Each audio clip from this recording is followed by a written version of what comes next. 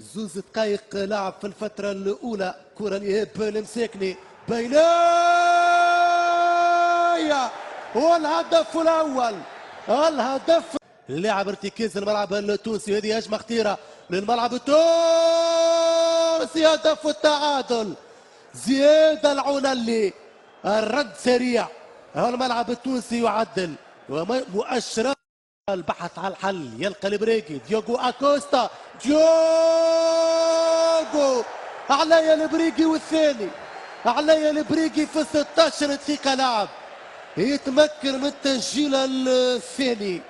يلتحق بنشوك يخسر الكرة. ترجع الهجمة ديوغو ويهاب المساكني. والهدف الثالث إيهاب المساكني ولد الملعب التونسي.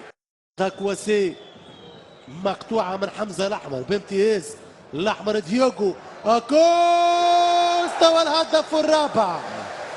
بحث على الهدف وسجل البوط الرابع في 52 دقيقة لاعب ديوغو أكوستا. وبنفس الطريقة في محور